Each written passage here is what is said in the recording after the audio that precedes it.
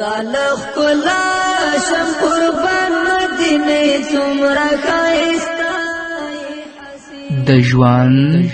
لار کلا شم قربان مدینه څومره ښایسته وړاندې کوونکی مولوي محمد یاسین فهیم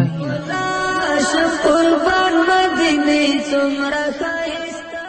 د ژوند لار شم قربان مدینه څومره ښایسته حسینه څومره ښایسته. بسم الله الرحمن الرحيم.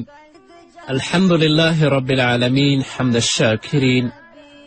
الصلاة والسلام على سيد الأنبياء والمرسلين سيدنا ونبينا وشفيعنا ومولانا محمد وعلى آله وأصحابه الطيبين الطاهرين. قدرمنو اوریدونکو د ژوند د لارې د خپرونې مینوالو، السلام علیکم ورحمة الله وبرکاته. ستاسو روغتیا او خوشحالي د پاک رب نه غواړم، په دې هیله چې د صحت او عافیت جامې په تن ولرئ او خوشحالي مو په برخه وي. دا دی زه محمد یاسین فهیم د ژوند د لارې د خپرونې په وړاندې کولو کې ستاسو په خدمت کې یم. زموږ د نننۍ خپرونې موضوع د تسبیح مونځ او همدارنګه د قضایي لمنځونو بیان او د مسافر او د مریض او د بیمار منځونه. انشاءالله په دې هکله به تاسو سره تفصیلي وغږیږو. په نفلي منځونو کې د تسبیح لمونځ ډېر زیات فضیلت او ډېر زیات غوروالی لري، او د تسبیح مانځه غوروالی او د دې فضیلت د محمد رسول الله صلی الله علیه وسلم په ګڼو احادیثو کې راغلی. او تسبیح لمونځ تاسو پوهیږئ چې دا 4 رکعته دی، او په هر رکعت کې 15 ځلې تسبیحات لوستل کیږي، چې په 4 رکعتونو کې مجموع تسبیحات 300 ځلې کیږي. او هغه تسبیحات دا دي: سبحان الله والحمد لله ولا اله الا الله والله اکبر. سبحان الله والحمد لله ولا اله الا الله والله اکبر. دا تسبیحات دي چې په هر رکعت کې 15 ځله لوستل کیږي، چې په 4 رکعتونو کې ټول تسبیحات 300 وارې کیږي. محمد رسول الله صلی الله علیه وسلم د تسبیح مونځ 4 رکعته کړی، او بهتره همدا ده چې 4 واړه رکعتونه په یو سلام باندې وشي. که چا 2 رکعته وکړه هغه هم صحیح دی، خو غوره او بهتره دا ده چې تسبیح مونځ 4 رکعته وشي او په آخر کې سلام وګرځولی شي. د تسبیح د لمانځه طریقه له حضرت عبدالله ابن عباس رضی الله تعالی عنهما نه روایت دی چې محمد رسول الله صلی الله علیه وسلم خپل تره عباس ته وویل: ای زما تره، زه تا ته داسې عمل در ونه ښیم،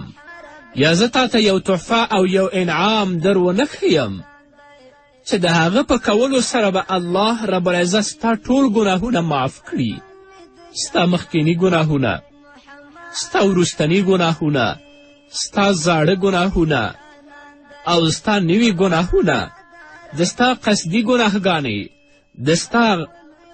سهوي ګناهګانې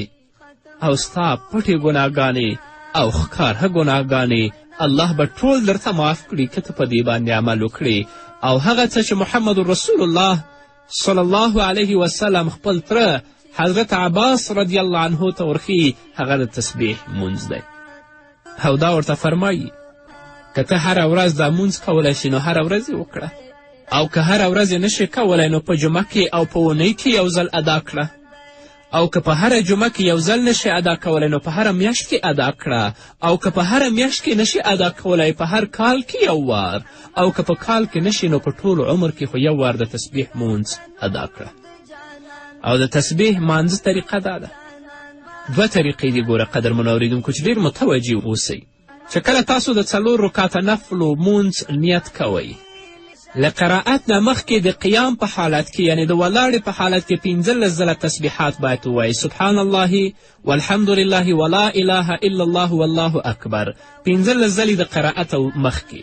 او بیا چې کله تاسو قرائت ختموئ له رکوع نه مخکې 10 وارې دلته ووایئ. ګوره دا یوه طریقه ده چې شامل لیکلي. نو په دې صورت کې د 2 سجدو وروسته هلته بیا تسبیحات نه لوستل کیږي. صحیح طریقه هغه ده چې د محمد رسول الله صلی الله علیه وسلم نه په حدیثو منقوله ده چې کله تاسو قرائت خلاص که د قرائت نه مخکې 15 ځله او بیا چې کله رکوع ته ځئ 10 وارې په رکوع کې او د رکوع نه چې پورته کیږئ 10 وارې دلته او چې کله سجدې ته ځئ 10 وارې نو په یوې سجده کې چې د سجدې نه راپورته کیږئ بیا یې 10 وارې ووایئ دلته چې دویمې سجدې ته ځئ نو په دویمې سجدې کې به یې 10 وار بیا ووایئ د دویمې سجدې نه چې بیا کله تاسو راپورته کیږئ نو بیا کینئ هلته 10 وار بیا ووایئ چې مجموع تسبیحات 15 ځله کیږي د هغه طریقه د صحیح طریقه ده تاسو نیت وکړه مانځه ته 4 رکعته نفل سبحانک اللهم ووایئ الحمدلله ووایئ الحمدلله پسې وروسته سورت هم ووایئ د سورت نه وروسته تاسو بیا 15 ځله دا تسبیحات سبحان الله والحمدلله لا اله الا الله والله اکبر 15 وارې هلته ووایئ او چې کله رکوع ته لاړ شئ 10 وارې په رکوع کې ووایئ چې کله د رکوع نه پورته شئ 10 وارې هلته ووایئ چې کله سجدې ته لاړ شئ نو 10 وارې په اوله سجده کې ووایئ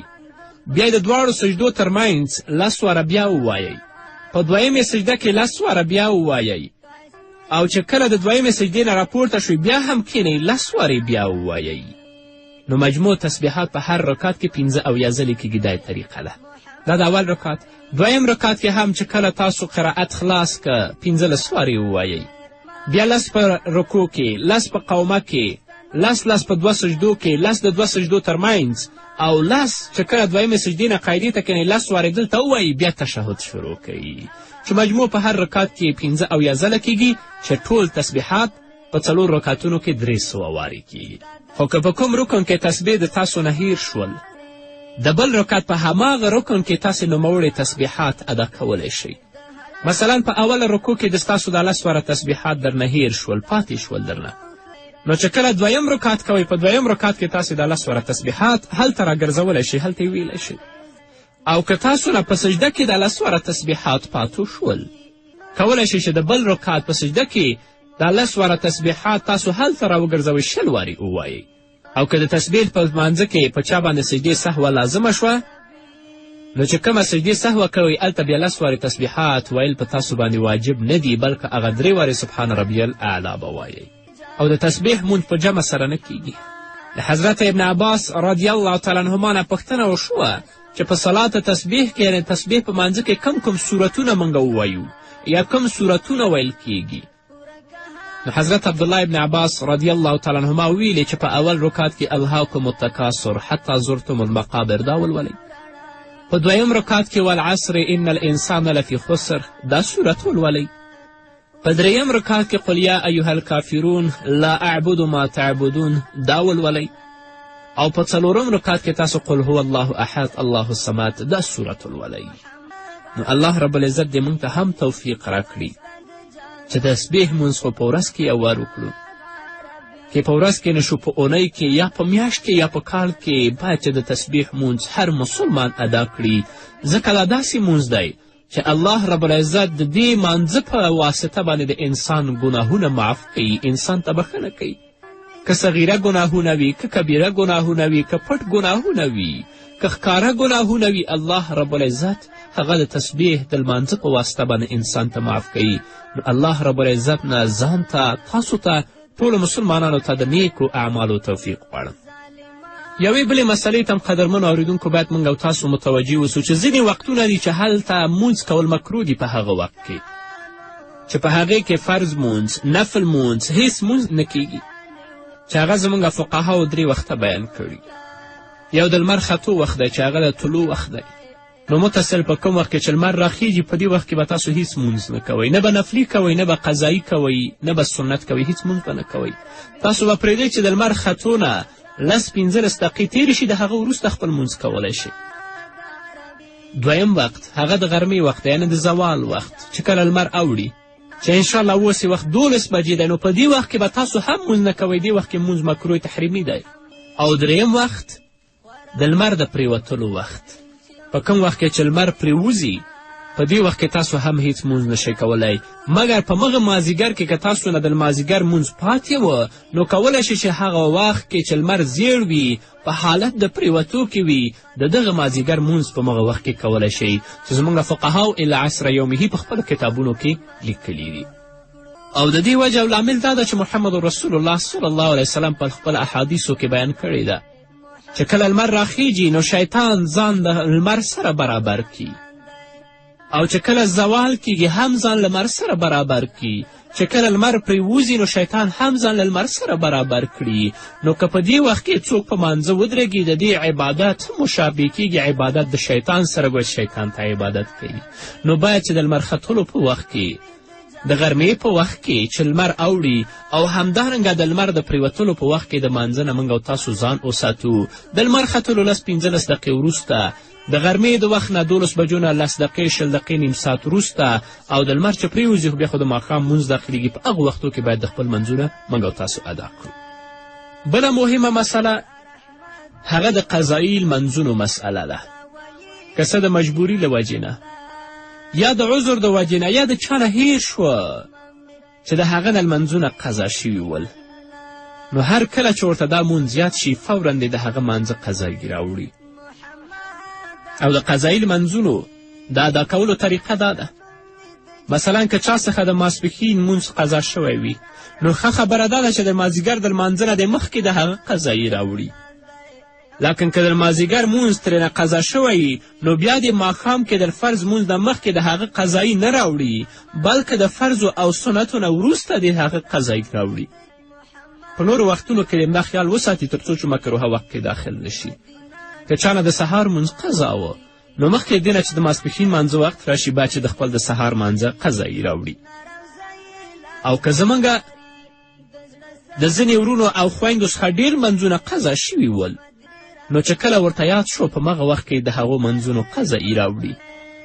دا مسله ضرور نه ده چې د هر وخت مونځ دې په مغه وخت کې قضایي راوړي. مثلا تا نه د ماسپښین مونځ قضا شوی دا به د ماسپښین د مانځه په وخت کې قضایي راوړي، یا د مازدیګر مونځ قضا شوی د مازدیګر په وخت کې قضایي راوړي. دا ضرور نه ده کولی شي چې د ماسپښین مونځ په هر وخت کې قضایي راوړي، د مازدیګر مونځ په هر وخت کې د هغه قضایي راوړي. مهمه دا ده چې د هغو قضایي راوړی شي تر څو د الله رب العزت په دربار کې مسؤول نه وي انسان. قدرمنو اورېدونکو، د خپرونې په دې وخت کې راځو لنډې دمې ته. دمې نه وروسته زموږ خپرونه دوام لري. ښایسته نوم مې د جانان دی محمد عربي، راته ګران د خپل ځان دی محمد عربي. ښایسته نوم مې د جانان دی محمد عربي، راته ګران د خپل ځان دی محمد عربي. قدرمنو اورېدونکو، بیا هم تاسو ته ښه راغلاست وایم. او که د چا نه ډېر زیات منځونه قضا شوي وي چې د هغو شمیر ورته معلوم نه وي او د ټولو منځونو قضایي راوړل البته په یو وخت کې هغه ته مشکل وي، نو در هر مانځه سره د 2 او 3 منځونه قضایي راګرځوي. که 2 او 3 نشي د یو مانځه قضایي خو دې راوړي. هغه څوک چې صاحب ترتیب وي اول به قضایي مونځ ادا کړي او بیا به ورپسې وختي مونځ ادا کړي. مثلا که د چا نه 2 3 4 منځونه قضا شوي وي او که وخت تنګ وي نو بیا د فرض په خپل وخت کې ادا کړي، د هغه نه د وروسته قضایي مونځ راوړي. اما هغه څوک چې صاحب ترتیب نه وي د هغه نه 6 منځونه نه ډېر قضا شوي وي کولی شي چې اول قضایي راوړي او کولی شي چې اول وقتي وکړي، خو که وخت تنګ اول دې وقتي وکړي د هغه پسې د وروسته بیا د قضایي منځونو قضا راوړي. او که زموږ یو مسلمان ورور و یا مسلمانه خور وه چې هغه بېلمازه ول، الله ورته لارښوونه وکړه د بېلمازي نه توبه ویسته، نو دې ته ضروري ده چې اندازه ولګوي چې له ما څخه به څومره منځونه قضا شوي. نو چې کله هغه اندازه ولګوله چې ما نه به دومره منځونه قضا شوي نو د هر منځه سره د 1 یا 2 منځونه هغه قضایي راګرځوي. او که څوک ډېر سخت مریض وي او هغه سره د مرګ او د مړه کېدلو ویره وي او خپل منځونه یې نه وي پوره کړي، نو ده ته په کار ده چې خپل وارثینو ته وصیت وکړي چې زما نه دونه منځونه پاتې تر څو چې ورثه د هغه منځونو فدیه ورکړي چې د هر منځه فدیه د سرسایې په اندازه ده.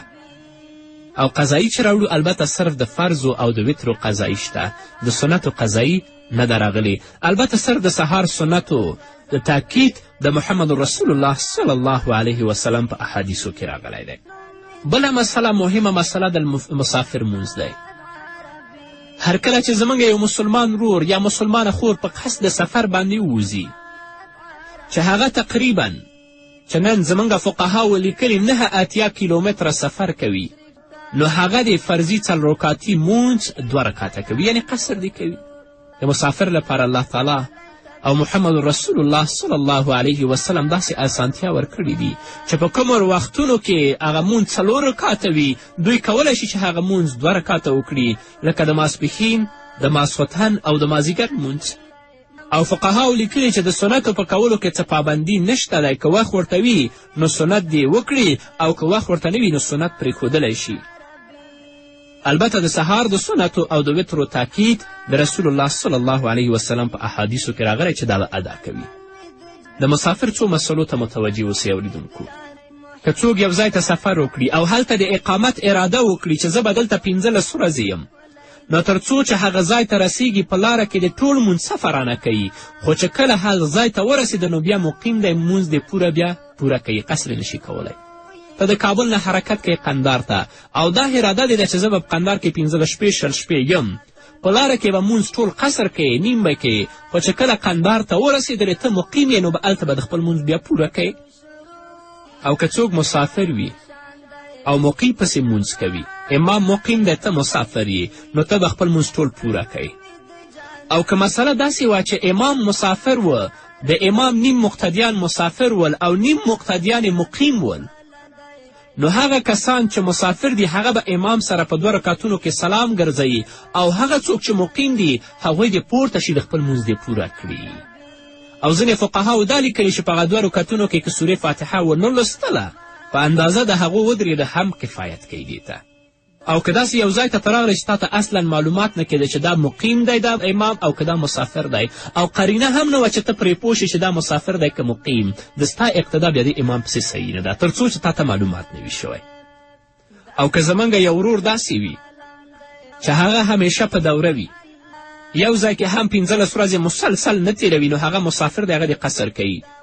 نن لاړه قندار ته، سبا بیرته را روان دی کابل ته، بله ورځ روان دی هلمند ته، بله ورځ روان دی هرات ته، دا مسافر دی، نو ټول مونځ به دا قصر کوي، پوره به یې نه کوي. او که زمونږ یو مسلمان رور یا مسلمانه خور د سفر په نیت باندې ووت، قصد یې وکړه چې زه ځم قندار ته یا هلمند ته یا ننګرهار ته ځم،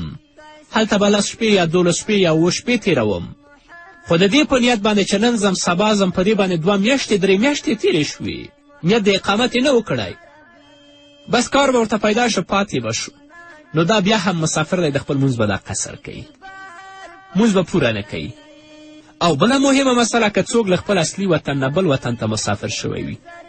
او هلته یې د خپله استوګنه شروع کړې وي، د خپل ماشومان او د خپل کور سامان هم ټول ځان سره هلته وړی وي، نو دا سړی مسافر دی. مسافر په دې معنی چې د شریعت په نورو احکامو کې مسافر دی، اما هلته به مونځ پوره کوي، قصر به نه کوي. د شریعت په نورو احکامو کې ځکه مسافر دی که په آبایی وطن کې هغه لوی جایداد هم ولري، صاحب د نصاب هم وي، سرمایې خاوند هم وي، خو هلته غني نه بلل کېږي، زکات ورکول کېږي، په دې معنا مسافر دی. اما داسې مسافر نه دی چې هلته دې دا فرضي مونځ نیم وکړي، پوره دې نه کوي، بلکې مونځ به پوره کوي. اوس چې تا خپل وطن پرېښوده، خپل بچیان دې بوتلل بل ځای ته، هلته دې ځان ته استوګنه شروع کړه، اوس که بیا ته خپل کور ته راځي، اصلي وطن ته، چې نیت د اقامت دې نه کړی، دلته به بیا مونځ ته مسافرانه کوي. او زمونږ خویندو ته په سفر کې د لمانځه کولو هیڅ شرم او عار نه دی په کار. الحمدلله اوس ځایونه هم جوړ شوي چې باید هلته هغوی منځونه وکړي. او که د چا نه په سفر کې مونځ قضا شه، که په کور کې د هغه قضایي راوړي 2 رکاته به یې راوړي، او که د چا نه په کور کې قضا شوی د اقامت په حالت کې چې د هغه قضایي په سفر کې راوړي، نو د هغه مونځ به پوره قضایي راوړي. او د واده کېدو نه وروسته که ښځه خپل پلار کره اوسېدله، نو دا خپل وطن شوی، په دې لحاظ سره د هغه قصر نه کوي. واده شوی خو بیرته هم د خپل پلار کره اوسي، کور یې دلته راوړی، نو دا مقیمه ده، مسافره نه ده. او بله مهمه مسله، که تاسو په سفر کې روان یې، یا په اورګاډي کې یا په طیاره کې یا په موټر کې، او تاسو باندې د لمانځه وخت راغی، نو ضرور ده چې تاسو خپل مونځ ادا کړئ. او که د لمانځه کولو څه وسیله نه وه، یعنې تاسو په ولاړه باندې مونځ نشئ کولی، نو په ناسته باندې مونځ وکړئ، رکوع سجده وکړئ. او که کېناستلی شوئ خو د رکوع او د سجدې ځای نه و، نو رکوع او سجدې ته تاسو بیا اشاره وکړئ. البته رکوع ته به سر لږ ټیټوئ او سجدې ته به ډېر زیات سر بیا ټیټوئ، خو مونځ به په هېڅ حالت کې تاسو نه پرېږدئ. بل مونځ هغه د مریض مونځ دی، څو پورې چې د انسان فکر او حواس پر ځای وي تر هغه پورې ورته په شریعت کې د لمانځه پرېښودلو اجازت نشته. خو له بده مرغه چې نن موږ جوړ تیار یو د دنیا کسب ته او ښه هوښیار یو، خو مانځه ته بیا غافله یو. الله رب العزت موږ ته توفیق نه دی راکړی. که څوک داسې مریض وي چې هغه درېدلی نشي، نو هغه دې په ناسته باندې لمونځ وکړي، په ناسته باندې د رکوع سجده کوي. خو که په ناسته باندې کېناستی شو خو رکوع سجده یې نشوه کولی، رکوع سجدې ته دې بیا اشاره وکړي، رکوع ته دې لږ سر ټیټوي او سجدې ته دې ډېر زیات سر ټیټوي. او که په ناسته اشاره هم نشوه کولی، نو په ملاسته یا په اړخ یعنې ډډه دې ووهي او د سر په اشارې سره دې د خپل لمونځ ادا کړي. او که څوک په ملاسته باندې لمونځ کوي، نو مخ به یې د قبلې په طرف برابر کړي او پښې به یې راغونډې کړي، یعنې پښې به یې د قبلې طرف ته نه غورځوي. او که بالغ شاته کیښودی شي ډېره ښه خبره ده، نو رکوع او سجدې ته دې بیا اشاره وکړي او په هغه باندې لمونځ وکړي. حتی فقها ویلي چې خپل حاجبینو په وریځو باندې د اشاره کوي خو مونځ دې نه پرېږدي. که چیرې کوم کس په اشارې سره هم مونځ نشي کولی، نو هغه ته بیا مونځ معاف دی. خو څومره منځونه چې پاتې کیږي ترې باید چې ورثه هغه وشمېري او د هغه د المرګ نه وروسته باید چې د هغه د منځونو فدیه ورکړي. نن موږ روغ هم یو، خو بیا هم غافله یو او د الله رب العزت په دربار کې نه درېږو چې مونځ وکړو. مونځ داسې عبادت دی چې هغه په هیڅ وخت کې د سقوط قبول نشي کولی. که په ولاړه یې کولی شي ښه، کله په ناسته یې وکړه، رکوع سجده وکړه. که کېناستی شي رکوع سجده نشي کولی، رکوع سجدې ته اشاره وکړه. او که په ناسته نشي په ملاسته باندې وکړه، هلته په خپلو وریځو باندې او په خپل سر باندې باید چې رکوع سجدې ته اشاره وکړي او خپل لمونځ پرېږدي. نن زموږ پښې هم سمې، ټول بدن هم سم، الله دا توفیق دا بدن هم موږ ته راکړی، لکن بیا هم د الله د یاده غافل یو. الله به زموږ نه پوښتنه نه کوي. الله رب العزت دې موږ ته توفیق راکړي، موږ ته، زموږ کورنۍ ته، زموږ اولادونو ته چې تل لپاره د مانځه پابند وو. نو قدرمنو اورېدونکو، دا وه زموږ نننۍ خپرونه چې ستاسو درانه حضور ته وړاندې کړه. په بلې خپرونې کې به انشاءالله د جمعې لمانځه په مسایلو باندې وغږیږو. نو تر بلې خپرونې تاسو ټول په پاک رب سپارم. پاک الله مو مل شي. ښایسته نوم مې د جانان دی محمد عربي، راته ګران د خپل ځان دی محمد عربي. ښایسته نوم مې د جانان دی محمد عربي، راته ګران د خپل ځان دی محمد عربي. لس وارې هلته ووایئ چې کله سجدې ته لاړ شئ، نو لس وارې په اوله سجده کې ووایئ، بیا د دواړو سجدو ترمنځ لس واره بیا ووایئ، په دویمې سجده کې لس واره بیا ووایئ، او چې کله د دویمې سجدې نه راپورته شوئ بیا هم کښېنئ، لس وارې بیا ووایئ. نو مجموع تسبیحات په هر رکات کې 15 ځلې کېږي. دا طریقه ده. دا د اول رکات. دویم رکات کې هم چې کله تاسو قرائت خلاص که 15 وارې ووایئ، بیا لس په رکوع کې، لس په قومه کې، لس په 2 سجدو کې، لس د 2 سجدو ترمنځ، او لس چې کله دویمې سجدې نه قاعدې ته کښېنئ 10 وارې دلته ووایي، بیا تشهد شروع کوي، چې مجموع په هر رکات کې 15 ځله کېږي، چې ټول تسبیحات په 4 رکاتونو کې 300 وارې کېږي. خو که په کوم رکن کې تسبیح د تاسو نه هیر شول، د بل رکات په هماغه رکن کې تاسې نوموړې تسبیحات ادا کولی شئ. مثلا په اوله رکوع کې د ستاسو د 10 واره تسبیحات درنه هیر شول، پاتې شول درنه، نو چې کله دویم رکات کوئ، په دویم رکات کې تاسې د 10 واره تسبیحات هلته راګرځولی شئ، هلته یې ویلی شئ. او که تاسو نه په سجده کې د 10 واره تسبیحات پاتو شول، کولی شئ چې د بل رکات په سجده کې د 10 واره تسبیحات تاسو هلته راوګرځوئ، 20 وارې ووایئ. او که د تسبیح په لمانځه کې په چا باندې سجدې سهوه لازمه شوه، نو چې کومه سجدې سهوه کوئ، هلته بیا 10 وارې تسبیحات ویل په تاسو باندې واجب نه دي، بلکې هغه 3 وارې سبحان ربی الاعلی به وایئ. او د تسبیح مونځ په جمع سره نه کیږي. د حضرت ابن عباس رضی الله تعالی عنهما نه پوښتنه وشوه چې په صلات تسبیح کې، یعنې تسبیح په مانځه کې کم صورتونه موږ ووایو یا کم صورتونه ویل کیږي. نو حضرت عبدالله ابن عباس رضی الله تعالی عنهما ویلي چې په اول رکات کې الهاکم التکاثر حتی زرتم المقابر دا ولولئ، په دویم رکات کې والعصر ان الانسان لفی خسر دا صورت ولولئ، په دریم رکات کې قل یا ایها الکافرون لا اعبد ما تعبدون دا ولولئ، او په 4م رکات کې تاسو قل هو الله احد الله الصمد دا صورت ولولئ. نو الله رب العزت دې موږ ته هم توفیق راکړي چې تسبیح مونځ خو په ورځ کې یو وار وکړو، که په ورځ کې نشو په اونۍ کې یا په میاشت کې یا په کال کې باید چې د تسبیح مونځ هر مسلمان ادا کړي،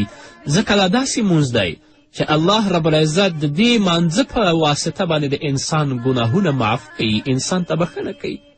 که صغیره ګناهونه وي، که کبیره ګناهونه وي، که پټ ګناهونه وي، که ښکاره ګناهونه وي، الله رب العزت هغه د تسبیح د لمانځه په واسطه باندې انسان ته معاف کوي. نو الله رب العزت نه ځان ته، تاسو ته، ټولو مسلمانانو ته د نیکو اعمالو توفیق غواړم.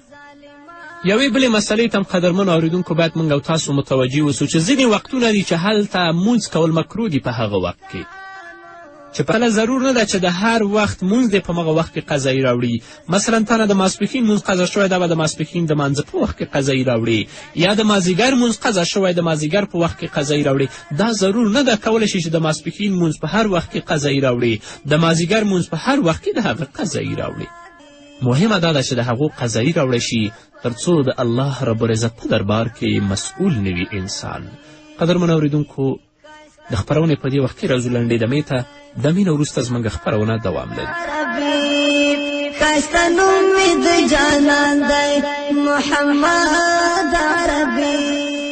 راته ګران د خپل ځان دی محمد عربي،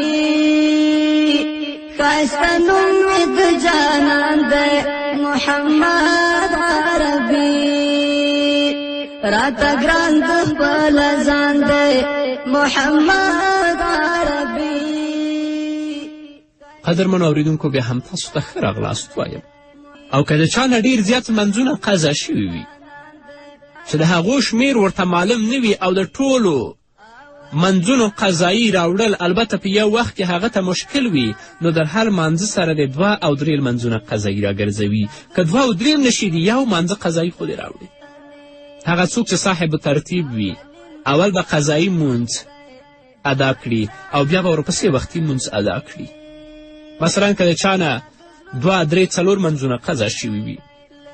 او که وخت تنګ وي نو بیا د فرض په خپل وخت کې ادا کړي، د هغه نه د وروسته قضایي مونځ راوړي. اما هغه څوک چې صاحب ترتیب نه وي، د هغه نه 6 منځونه نه ډېر قضا شوي وي،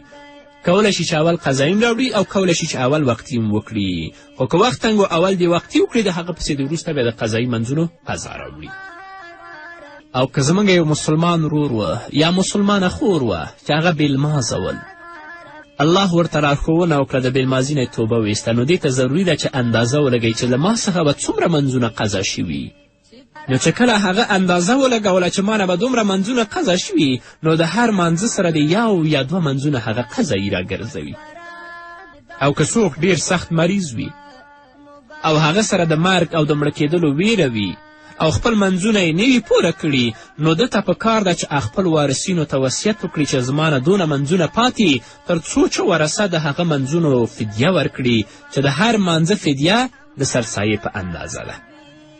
او قضایي چې راوړو البته صرف د فرضو او د وترو قضایي شته، د سنتو قضایي نه ده راغلې. البته صرف د سهار سنتو د تاکید د محمد رسول الله صلی الله علیه وسلم په احادیثو کې راغلی دی. بله مسله، مهمه مسله، د مسافر عباس ته وویل: ای زما تره، زه تا ته داسې عمل در ونه ښیم یا زه تا ته یو تحفه او یو انعام در ونه ښیم چې د هغه په کولو سره به الله رب العزت ستا ټول ګناهونه معاف کړي، ستا مخکیني ګناهونه، ستا وروستني ګناهونه، ستا زاړه ګناهونه او ستا نوي ګناهونه، د ستا قصدي ګناهګانې، د ستا سهوي ګناهګانې او ستا پټې ګناهګانې او ښکاره ګناهګانې الله به ټول درته معاف کړي که ته په دې باندې عمل وکړې. او هغه څه چې محمد رسول الله صلی الله علیه وسلم خپل تره حضرت عباس رضی الله عنه ته ورښیي، هغه د تسبیح مونځ دی. او دا ورته فرمایي که ته هره ورځ دا مونځ کولی شي نو هره ورځ یې وکړه، او که هره ورځ یې نشي کولی نو په جمعه کې او په اونۍ کې یو ځل ادا کړه، او که په هره جمعه کې یو ځل نشي ادا کولی نو په هره میاشت کې ادا کړه، او که په هره میاشت کې نشي ادا کولی په هر کال کې یو وار، او که په کال کې نشي نو په ټول عمر کې خو یو وار د تسبیح مونځ ادا کړه. او د تسبیح مانځه طریقه دا ده دوه طریقې دي ګوره قدرمنو اورېدونکو چې ډېر متوجه اوسئ چې کله تاسو د 4 رکعاته نفلو مونځ نیت کوئ له قرائت نه مخکې د قیام په حالت کې یعنې د ولاړې په حالت کې 15 ځله تسبیحات باید ووایئ سبحان الله والحمد لله ولا اله الا الله والله اکبر 15 ځلې د قرائت مخکې او بیا چې کله تاسو قرائت ختموئ له رکوع نه مخکې 10 وارې دلته ووایئ ګوره دا یوه طریقه ده چې شامل لیکلي نو په دې صورت کې د 2 سجدو وروسته هلته بیا تسبیحات نه لوستل کیږي صحیح طریقه هغه ده چې د محمد رسول الله صلی الله علیه وسلم نه په حدیثو منقوله ده چې کله تاسو قرائت خلاص که د قرائت نه مخکې 15 ځله او بیا چې کله رکوع ته ځئ 10 وارې په رکوع کې او د رکوع نه چې پورته کیږئ 10 وارې دلته او چې کله سجدې ته ځئ 10 وارې نو په یوې سجده کې چې د سجدې نه راپورته کیږئ بیا یې 10 وارې ووایئ دلته چې دویمې سجدې ته ځئ نو په دویمې سجدې کې به یې 10 وار بیا ووایئ د دویمې سجدې نه چې بیا کله تاسو راپورته کیږئ نو بیا کینئ هلته 10 وار بیا ووایئ چې مجموع تسبیحات 15 ځله کیږي د هغه طریقه ده صحیح طریقه ده تاسو نیت وکړه مانځه ته 4 رکعاته نفل سبحانک اللهم ووایئ الحمدلله ووایئ الحمدلله پسې وروسته سورت هم ووایئ د سورت نه وروسته تاسو بیا 15 ځله دا تسبیحات سبحان الله والحمد لله لا اله الا الله والله اکبر 15 وارې هلته ووایئ او چې کله رکوع ته لاړ شئ 10 وارې په رکوع کې ووایئ چې کله د رکوع نه پورته شئ هغې کې فرض مونځ نفل مونځ هیڅ مونځ نه کیږي چې هغه زموږ فقهاو 3 وخته بیان کړي یو د لمر ختو وخت دی چې هغه د طلوع وخت دی نو متصل په کوم وخت کې چې لمر راخیږي په دې وخت کې به تاسو هیڅ مونځ نه کوئ نه به نفلي کوئ نه به قضایي کوئ نه به سنت کوئ هیڅ مونځ به نه کوئ تاسو به پرېږدئ چې د لمر ختو نه 10-15 دقیقې تېرې شي د هغه وروسته خپل مونځ کولی شي دویم وخت هغه د غرمې وخت یعنې د زوال وخت چې کله لمر اوړي چې انشاءالله اوس وخت 12 بجې دی نو په دې وخت کې به تاسو هم مونځ نه کوئ دې وخت کې مونځ مکروه تحریمي دی او دریم وخت د لمر د پرېوتلو وخت په کوم وخت کې چې لمر پرېوځي په دې وخت کې تاسو هم هیڅ مونځ نشئ کولی مګر په مغه مازدیګر کې که تاسو نه د لمازدیګر مونځ پاتې وه نو کولی شي چې هغه وخت کې چې لمر زیړ وي په حالت د پرېوتو کې وي د دغه مازدیګر مونځ په مغه وخت کې کولی شئ چې زموږ فقهاو الی عصر یومه په خپلو کتابونو کې لیکلي دي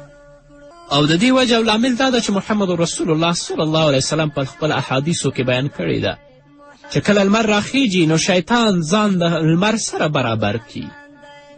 او چې کله زوال کیږي هم ځان لمر سره برابر کی چې کله لمر پرېوځي نو شیطان هم ځان له لمر سره برابر کړي نو که په دې وخت کې څوک په مانځه ودرېږي د دې عبادت مشابه کیږي عبادت د شیطان سره ګویا شیطان ته عبادت کوي نو باید چې د لمر ختلو په وخت کې د غرمې په وخت کې چې لمر اوړي او همدارنګه د لمر د پرېوتلو په وخت کې د مانځه نه موږ او تاسو ځان وساتو د لمر ختلو 10-15 دقیقې وروسته د غرمې د وخت نه 12 بجو نه 10 دقیقې 20 دقیقې نیم ساعت وروسته او د لمر چې پرېوځي خو بیا خو د ماښام مونځ داخلېږي په هغو وختو کې باید د خپل منځونه موږ او تاسو ادا کړو بله مهمه مسله هغه د قضایي لمنځونو مسئله ده که څه د مجبوري له وجې نه یا د عذر د وجې نه یا د چا نه هیر شوه چې د هغه نه لمنځونه قضا شوي ول نو هر کله چې ورته دا مونځ زیات شي فورا د هغه مانځه قضایي راوړي او د قضایي لمنځونو د ادا کولو طریقه دا ده مثلا که چا څخه د ماسپښین مونځ قضا شوی وي نو ښه خبره دا ده چې د مازدیګر د لمانځه نه د مخکې د هغه قضایي راوړي لکن که د مازدیګر مونځ ترېنه قضا شوی نو بیا د ماښام کې د فرض مونځ د مخکې د هغه قضایي نه راوړي بلکې د فرضو او سنتو نه وروسته د هغه قضایي راوړي په نورو وختونو کې د خیال وساتي تر څو چې مکروه وخت کې داخل نشي که چا نه د سهار مونځ قضا وه نو مخکې دې نه چې د ماسپښین مانځه وخت راشي باید چې د خپل د سهار مانځه قضایي راوړي او که زموږ د ځینې ورونو او خویندو څخه ډېر منځونه قضا شوي ول نو چې کله ورته یاد شو په مغه وخت کې د هغو منځونو قضایي راوړي دا تعالی ښکلا شم قربان مدینې څومره ښایسته د ژوند لار شم قربان مدینې څومره ښایسته وړاندې کوونکی مولوي محمد یاسین فهیم شم قربان مدینې مدینه څومره ښایسته د ژوند لار شم قربان مدینه څومره ښایسته ای حسینه څومره ښایسته. بسم الله الرحمن الرحيم. الحمد لله رب العالمين حمد الشاكرين. الصلاة والسلام على سيد الأنبياء والمرسلين سيدنا ونبينا وشفيعنا ومولانا محمد وعلى آله وأصحابه الطيبين الطاهرين. قدرمنو اوریدونکو د ژوند د لارې د خپرونې مینوالو، السلام علیکم ورحمة الله وبرکاته. ستاسو روغتیا او خوشحالي د پاک رب نه غواړم، په دې هیله چې د صحت او عافیت جامې په تن ولرئ او خوشحالي مو په برخه وي. دا دی زه محمد یاسین فهیم د ژوند د لارې د خپرونې په وړاندې کولو کې ستاسو په خدمت کې یم. زموږ د نننۍ خپرونې موضوع د تسبیح مونځ او همدارنګه د قضایي لمنځونو بیان او د مسافر او د مریض او د بیمار منځونه. انشاءالله په دې هکله به تاسو سره تفصیلي وغږیږو. په نفلي منځونو کې د تسبیح لمونځ ډېر زیات فضیلت او ډېر زیات غوروالی لري، او د تسبیح مانځه غوروالی او د دې فضیلت د محمد رسول الله صلی الله علیه وسلم په ګڼو احادیثو کې راغلی. او تسبیح لمونځ تاسو پوهیږئ چې دا 4 رکعته دی، او په هر رکعت کې 15 ځلې تسبیحات لوستل کیږي چې په 4 رکعتونو کې مجموع تسبیحات 300 ځلې کیږي. او هغه تسبیحات دا دي: سبحان الله والحمد لله ولا اله الا الله والله اکبر. سبحان الله والحمد لله ولا اله الا الله والله اکبر. دا تسبیحات دي چې په هر رکعت کې 15 ځله لوستل کیږي، چې په 4 رکعتونو کې ټول تسبیحات 300 وارې کیږي. محمد رسول الله صلی الله علیه وسلم د تسبیح مونځ 4 رکعته کړی، او بهتره همدا ده چې 4 واړه رکعتونه په یو سلام باندې وشي. که چا 2 رکعته وکړه هغه هم صحیح دی، خو غوره او بهتره دا ده چې تسبیح مونځ 4 رکعته وشي او په آخر کې سلام وګرځولی شي. د تسبیح د لمانځه طریقه له حضرت عبدالله ابن عباس رضی الله تعالی عنهما نه روایت دی چې محمد رسول الله صلی الله علیه وسلم خپل